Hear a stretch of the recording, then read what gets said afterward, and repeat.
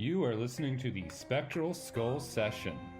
Tales from the twilight world of myth, mystery, and imagination. Okay, let's get started. Good afternoon, good evening. I am Dane, and welcome back to the Spectral Skull Session. Today, we were talking about the nation from which this podcast is now based, the independent nation of Georgia, located north of Turkey and Armenia, to the east of the Black Sea, south of Russia, and west of Azerbaijan.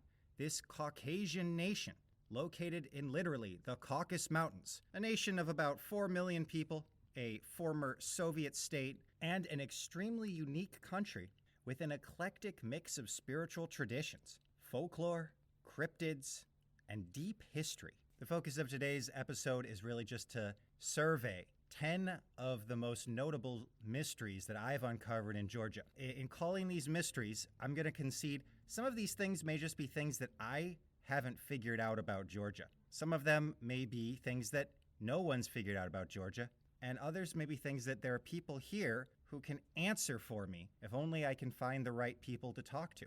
And so another reason for making this episode, I'm hoping to use this episode as a way to communicate to people in Georgia. Please contact our show. Please get in touch with me if you have any information pertinent to the Spectral Skull Session's interest in the supernatural, paranormal, and the occult. And just to clarify, I define the occult as hidden knowledge. So we are not just interested in magic or seances. We are interested in anything that is being kept secret. We're interested in lost civilizations, in historical enigmas, megaliths, mysterious structures. Now, one of the first mysteries that I want to talk about is, why do they call it Georgia? This is a mystery to me. So I assumed it was called Georgia because the patron saint of the country was St. George. Indeed, that is true. St. George was a Roman general who was martyred in the 4th century AD for his refusal to take part in the persecution of Christians. He is revered, especially by the Orthodox, and Orthodox Christians comprise 80% of the population of Georgia. However, I'm told that even though St. George is the patron saint of the country, that the country isn't named after St. George. It is actually named after the word Gurgia, which is an old Persian word for wolf, either because the Persians were intimidated by the fighting prowess of the Georgian people and thus said they fight like wolves, or because Georgia was a land filled with wolves and other members of the canine family. I've heard both accounts, and I prefer the latter because I've noticed that the Georgians seem to have a special relationship with dogs. There are many stray dogs on the streets of Tbilisi and Batumi, and these dogs don't cause anyone any trouble. They're very friendly, and they have all been tagged. And there's one particularly princely dog named Kubata who lives down the street from me, and he has his likeness depicted on a mural on the side of the street because he's known for saving children from renegade taxis and other automobiles that are out of control. So he runs up and down the street barking at cars and protecting children. And so they've depicted him on the side of a apartment building as a kind of prince of dogs. It seems to me they have a special relationship with the canine family here in Georgia. So I actually think that we should just classify the name of the country, its origins, as a bit of a mystery. Now let's move on. Mysteries 9 through 5 all have to do with non-traditional conceptions of the spiritual world. Let me start first by telling you that Georgia is divided into 9 administrative regions, which correspond to distinct cultures. Some of these cultures have their own food, their own traditions, and their own religion.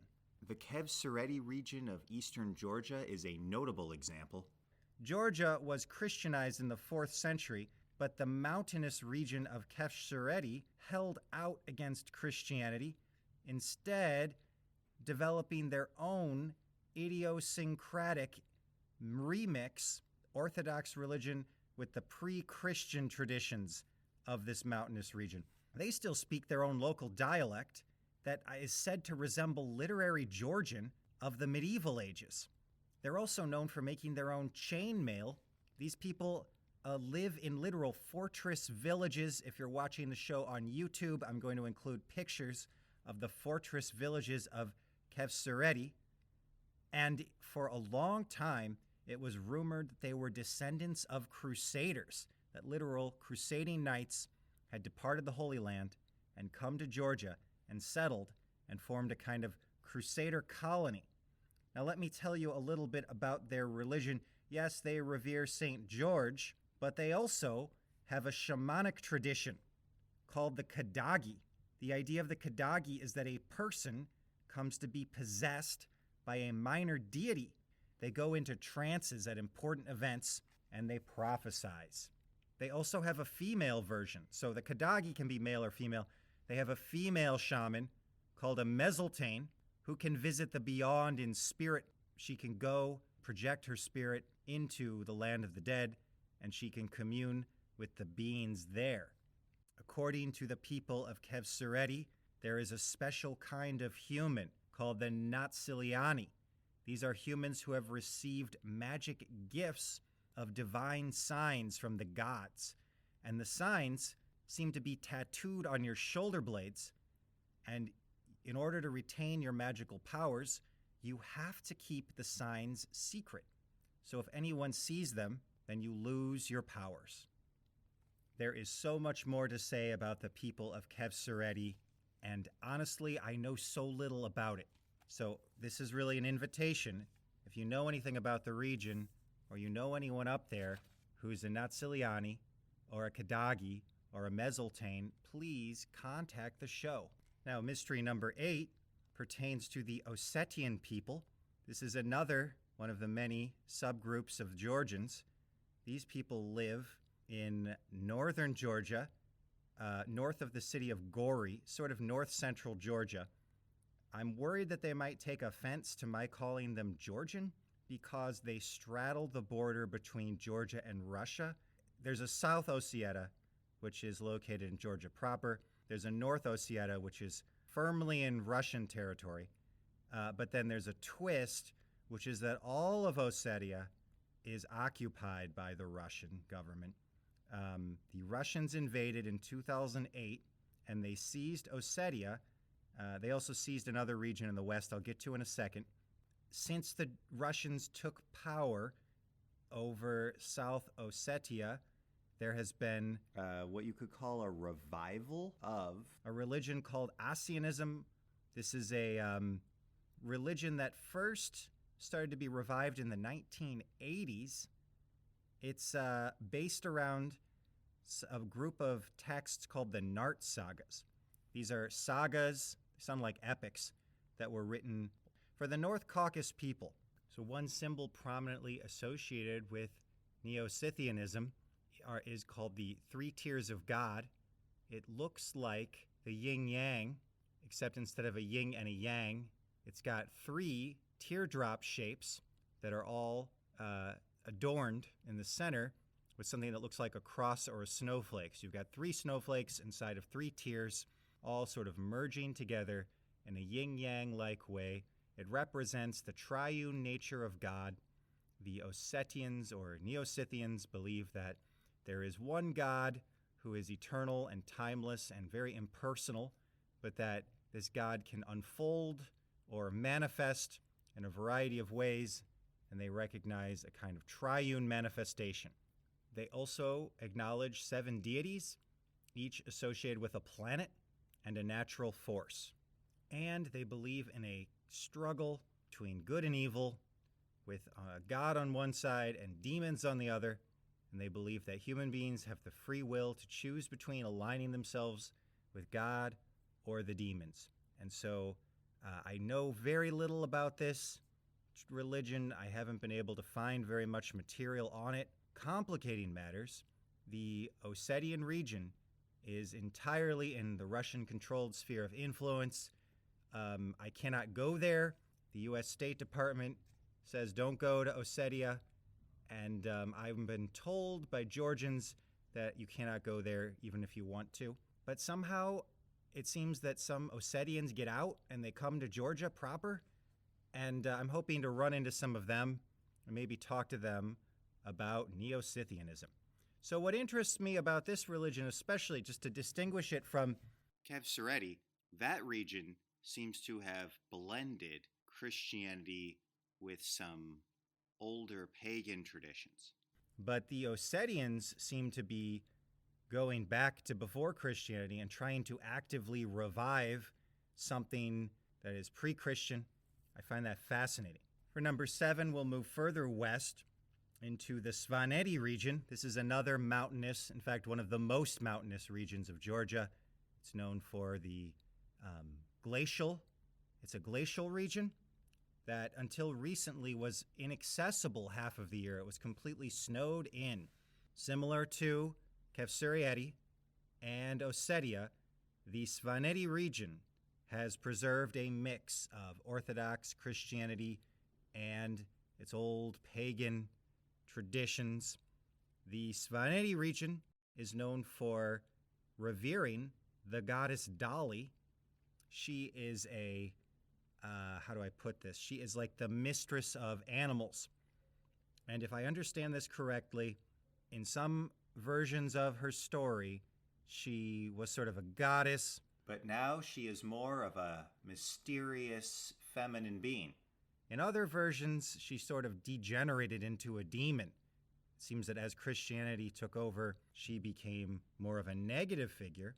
But at least in some versions of the story, she manifests as a white-skinned, nude woman, very beautiful, and if hunters perform certain rituals and show respect for her, she aids them in their hunt for animals.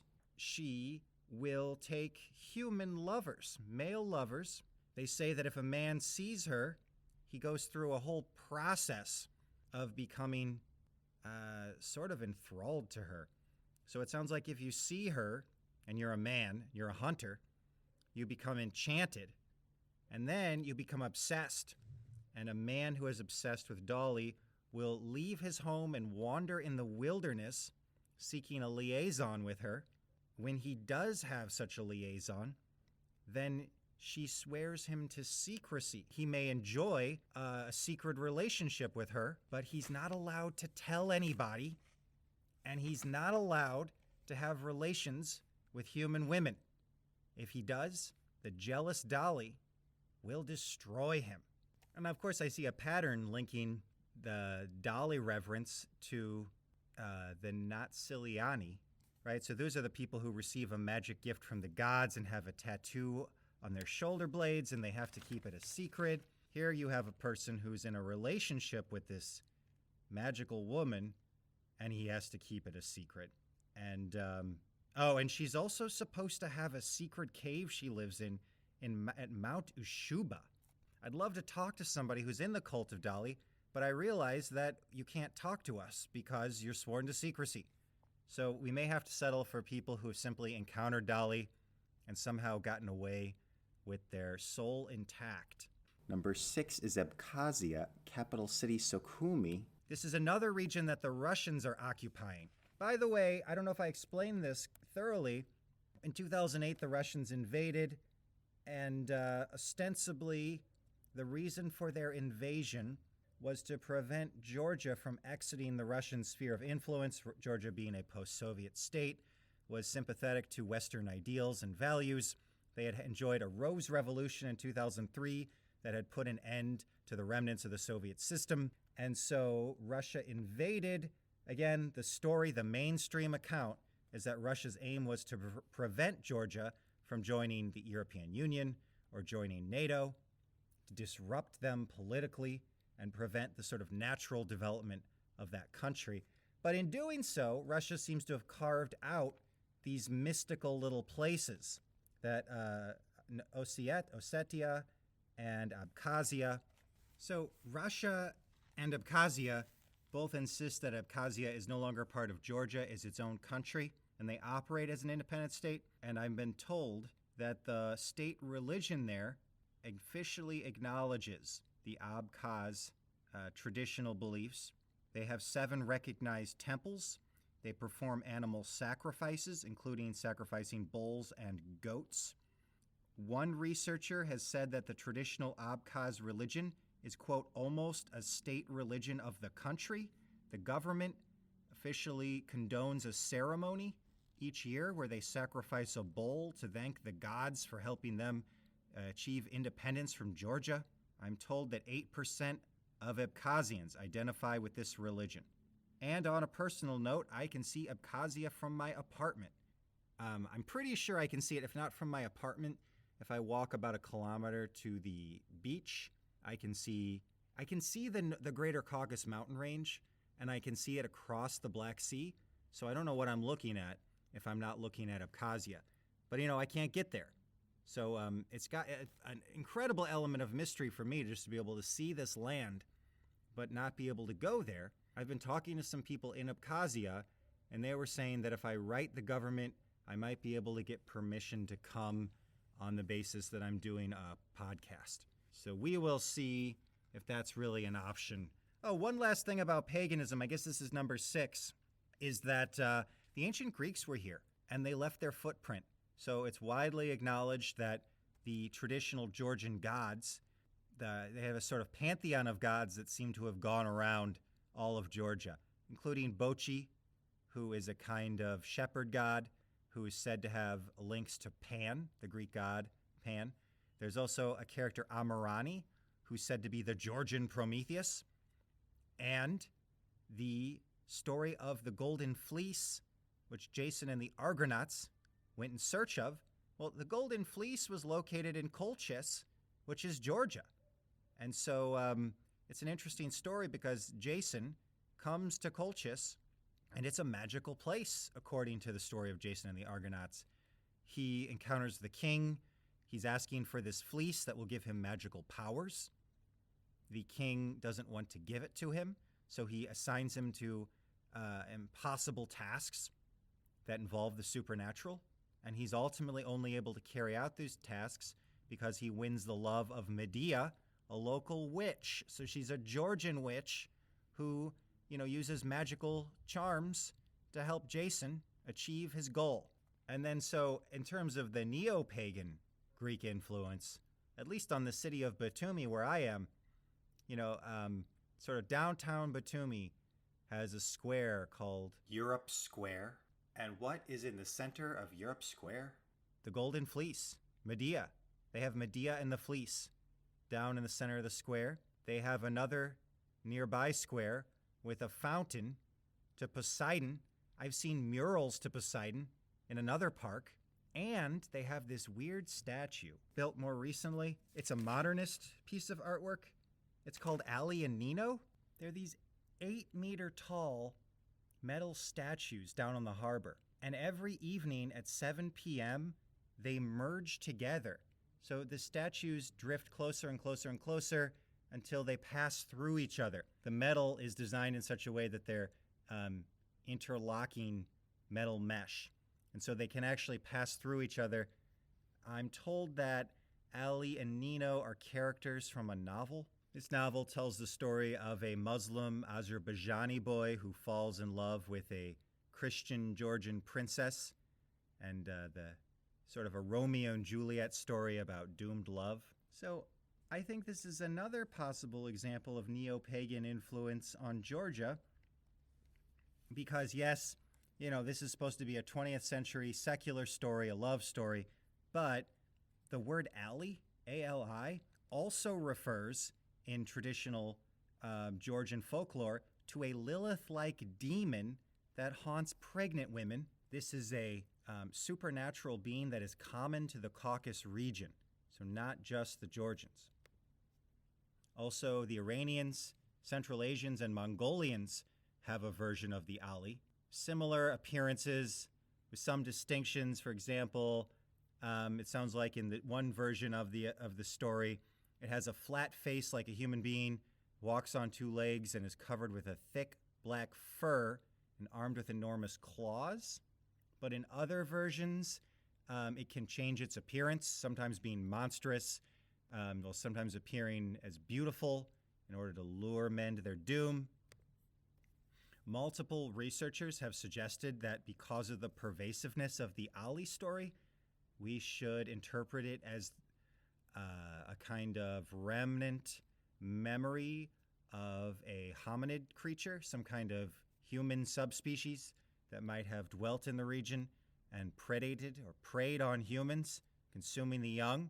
Because in some versions of the story, it doesn't just attack pregnant women, it also attacks children and the elderly, like it's some kind of predatorial monster that goes after weaker humans. So I think it's mysterious that this statue, the Ali and Nino statue, that one of the characters is named Ali, even though that's a 20th century story about a Muslim Azerbaijani boy, mating with, pursuing romantically a Christian princess.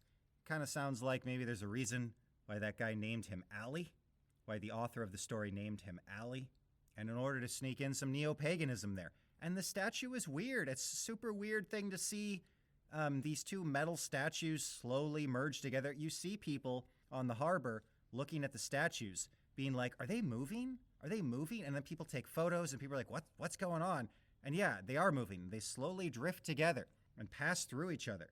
And let me just say quickly, there's no dispute that there's ancient Greek pagan influence on Georgian history. So the ancient Greeks were here back in 1200 BC.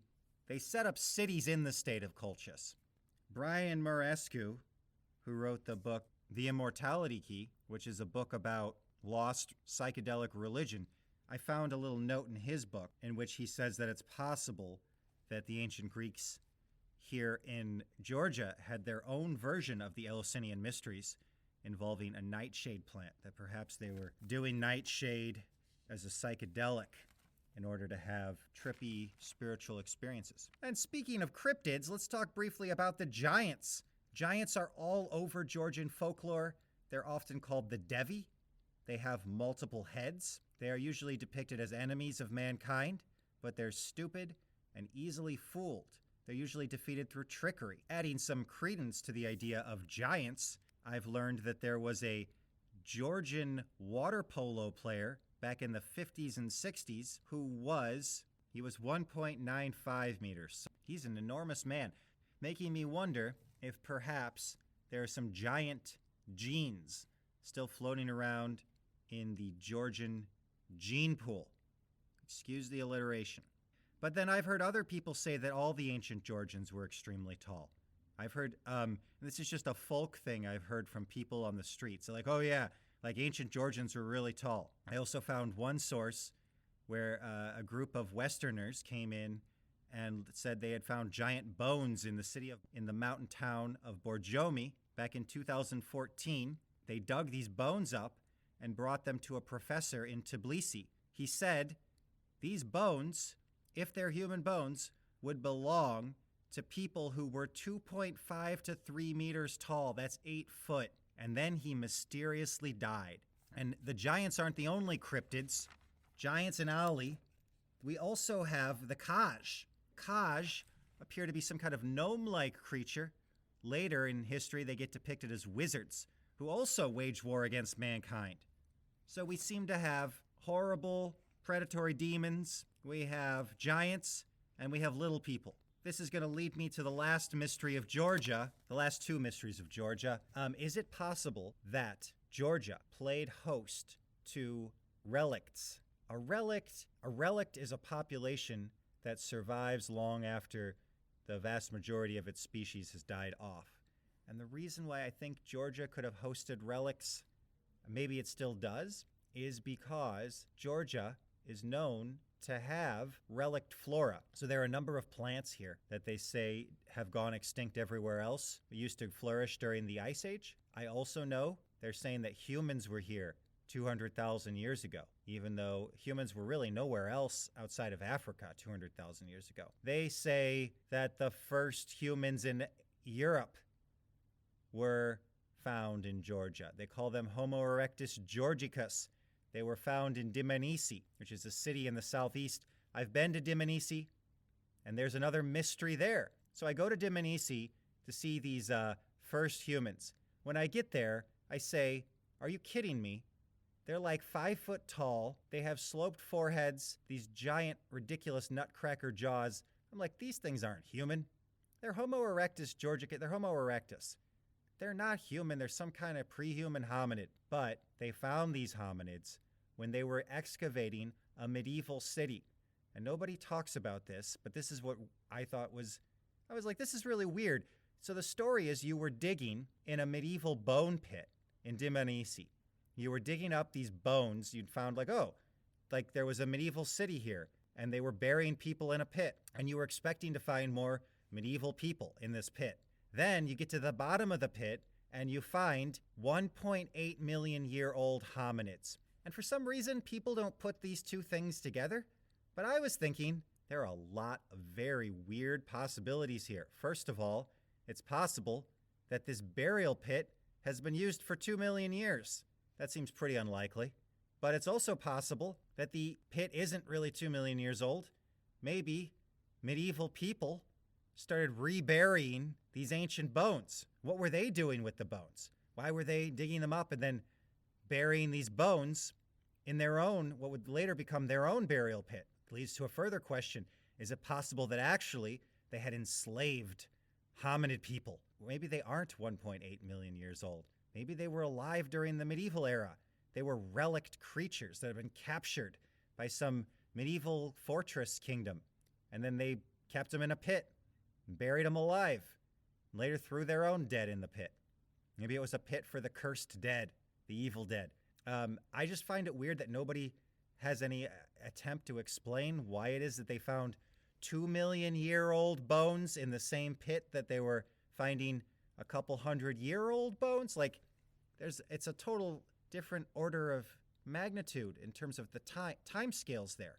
So I need some explanation for how you found prehistoric, pre-human creatures at the bottom of a burial pit for medieval people. And this leads to the last mystery of Georgia that I'm prepared to talk about. Again, this mystery is my mystery alone. I don't know that it's going to go anywhere, but let me just put out for the audience. I have been having the thought that the Georgian people might be descended from the Atlanteans. Before you laugh, hear me out. Here are my lines of evidence. First of all, I've learned that Herodotus, the Greek historian, insisted that the Georgians were somehow descended from the Egyptians. Let me just read to you what Herodotus says. It is plain to see the Colchians are Egyptians, and what I say I myself noted before I heard it from others.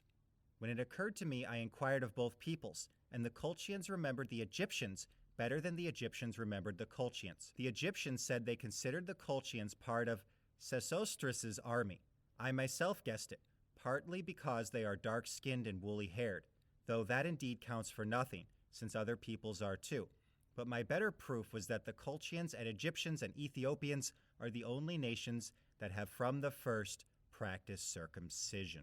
So he says that the Colchians are descended from some Egyptian army that went astray and ended up in Georgia. And then he says, well, they look like Egyptians, but that's kind of racist, so let me move on. And here's my last argument. They practice circumcision, and so do the Egyptians. So they're Egyptians. So I don't know, this might be weak evidence. It's just one line of argument that there's some connection between the Georgians and the Egyptians. And so how does that get us to Atlantis? Well, Graham Hancock and other alternative Egyptian scholars have argued that Egypt was a kind of colony of Atlantis. So after Atlantis sinks into the ocean, they think that some survivors migrate to Egypt. So it could be that some survivors migrate to Egypt, and then there was a second migration out to Georgia. Okay, I have two more lines of argument that we should take seriously the possibility that Georgia could be have been a colony of Atlantis, or at least a place where Atlantean refugees settled. And that is, there are a number of megalithic monuments here. For example, there's the Fortress of Eboli, which is down in southern Georgia. And it's an enormous cyclopedian fortress of some kind, and nobody knows anything about it. I read that nobody's done any archaeological excavations. It's so old, they have no idea how old it is. They have no idea who built it. They assume it's a Bronze Age construct. but it seems to have, according to one source, some kind of celestial timekeeping function because of its orientation. I couldn't find anything more about that. It sounds like it potentially could be like old as Stonehenge or older than Stonehenge, a kind of ancient monument. And then when you throw in that Georgia was hospitable to human beings back during the Ice Age, you start to wonder, when exactly did people start building their civilization here? And how many influxes of refugees might have made it out here? So there's a constraint on all this, to my mind, which is that the Black Sea was a lake until, they don't know. They're thinking that the Black Sea was a lake until about 7,000 years ago. 7,000 years ago, they think the Black Sea, because of glacial melting, the Black Lake finally broke through to the Aegean through the Strait of Marmara that goes through Turkey. It cuts right through the middle of Istanbul, right? The Strait of Marmara. And it also leads to the Strait, or the Sea of Marmara, also connects to a strait called the Dardanelles. In order to get from the Black Sea to the Aegean, you have to go through the Sea of Marmara and you have to go through the Dardanelles Strait. The Dardanelles Strait used to be known as the Hellespont. Hellespont goes back to this Greek woman. She's from Greek mythology, called Helles, Helles. She was one of two siblings who had to flee their homeland because of an evil stepmother, and their true god. They were demigods. They were the children of a god, and a god. Their mom was a god and a nymph, and their dad was a mortal. So they're demigods. Their evil stepmother wanted to get rid of them, so they prayed, and their nymph mother sent them a holy ram. They got on this ram, and by many accounts, they flew. By other accounts, the ram swam them to Colchis. Colchis is Georgia.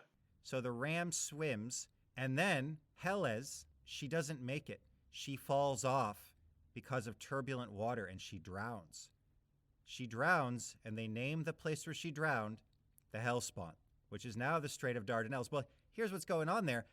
That's exactly where the water would have been flowing as the Black Lake transitioned to being the Black Sea. As that thing overflooded, it would have let a chute or a channel of water, a chute of water would have connected it. And I assume that would have been cold, very turbulent water, a dangerous place. And so I was thinking that the story of how the Holy Ram brought these Greek demigods to Georgia. By the way, this is the ram that then becomes the Golden Fleece. They kill the ram when they land.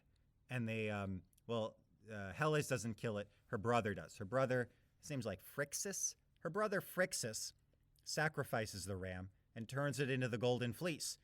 And I thought, this is an allegorical story about people bringing people of noble quality, noble blood, right, descended from the gods. And recall from my earlier episodes about Atlantis, the Atlantean people were supposed to be descended from the gods. They were descended from Poseidon, who married a human woman. So these are people descended from the gods, and they bring some kind of magical artifact. What could that artifact be? I found that numerous scholars have tried to explain this allegorically. They've said it could be that the Golden Fleece is supposed to represent an alchemical book. It could represent some kind of technology. It could represent winemaking being brought to Georgia from Greece. There's some dispute about whether winemaking first comes to Georgia or Georgia brings winemaking to Greece. But the bottom line is, if the Atlanteans came to Georgia, they're supposed to be an advanced civilization in some ways at least. Maybe maybe this is an allegorical retelling of their pilgrimage, their flight away from a doomed place to the oasis of Georgia. And so I am going to end the episode here and just say, look, I know this is a rough episode. I am currently in a state of being overwhelmed by all the different research lines available to me. I have 4 distinct living spiritual communities I want to investigate.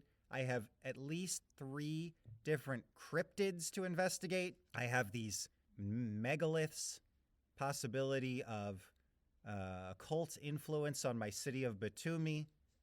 There is so much going on before you even get to my Atlantean theory.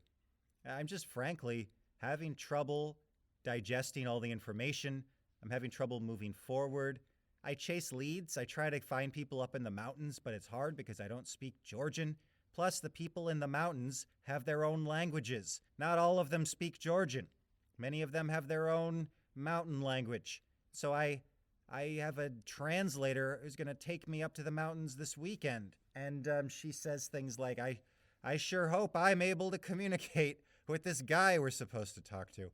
So this is a major project. I'm close to being in over my head, but I hope that I'm not quite. I hope that if I just keep treading water, eventually I'm going to start to wrap my head around this place.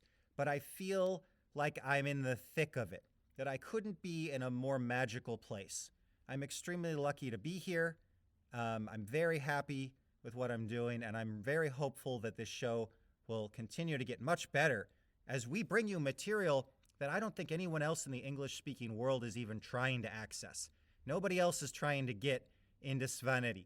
Nobody else is trying to figure out, are the Georgians connected to Atlantis? I don't know anyone else doing this but me. And so I'm bringing you original content. And if you like what I'm doing and you want me to continue to do it, please check us out on YouTube, subscribe to the podcast, like us, tell your friends, tell everybody you know about this Spectral Skull session. And if you're a Georgian and you know anything, if you've seen something, say something. Please get in contact with us. I'm putting our email in the show notes. Thank you, everybody. Until next time, stay strange and stay sane.